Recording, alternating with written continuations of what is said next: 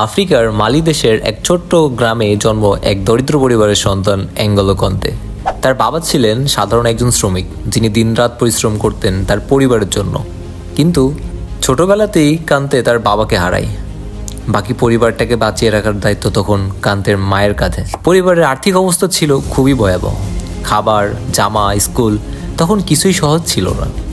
ছোট্ট কান্তে রাস্তায় আবর্জনা কুড়িয়ে কুড়িয়ে বিক্রি করত, যেন তার মা বাবার মুখে একবেলা খাবার তুলে দিতে পারে।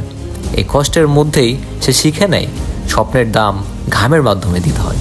মাত্র 8 বছর বয়সে স্থানীয় ক্লাব জেএস সারেসনেসে খেলা শুরু করে কান্তে।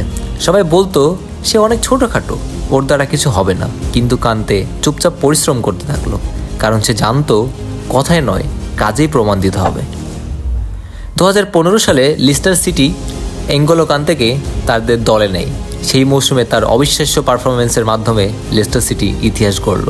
প্রথমবারের মতো প্রিমিয়ার লিগ জিতে নিল।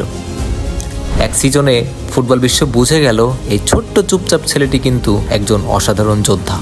এরপর কান্তে যোগ দেয় চেলসিতে। সেখানে সে প্রিমিয়ার লিগ, ইউরোপা লিগ এবং 2021 সালে চ্যাম্পিয়ন্স লিগ জিতে নেয়। ফ্রান্সের হয়ে 2018 বিশ্বকাপে জিতে নেয় বিশ্বকাপ। শৈশবের সেই আবর্জনা কুড়ানো ছেলেটি হয়ে ওঠে বিশ্বের সেরাদের একজন। কান্তে এত বড় তারকা হয়েও কান্তে আজও আগের মতোই সাধারণ। তার কোনো নেই দামি গাড়ি, আজও চালান তার সেই 15 মিনি কুপার। নিজের সাফল্য নিয়ে কখনো গর্ব করেন না, সবসময় হাসি মুখে থাকেন, বিনয়ে ভরপুর। যদি বলি হেটার্সবিহীন একজন ফুটবলারের নাম, অবশ্যই এঙ্গলো কান্তে। বড় হয়ে এঙ্গলো কান্তে কখনো নিজের শিকড় ভুলে যাননি। তিনি মালের নিজ গ্রামের তার নিজের অর্থ দিয়ে স্কুল করেছেন, টিউবওয়েল বসিয়েছেন যাতে মানুষ বিশুদ্ধ পানি পায়, আর মসজিদ এবং কমিউনিটি সেন্টার বানিয়েছেন গ্রামের মানুষদের জন্য।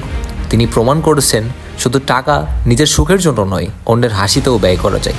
এঙ্গলো কান্তের এই গল্প আমাদেরকে শেখায় কষ্ট একদিন সাফল্যের পথ তৈরি করে।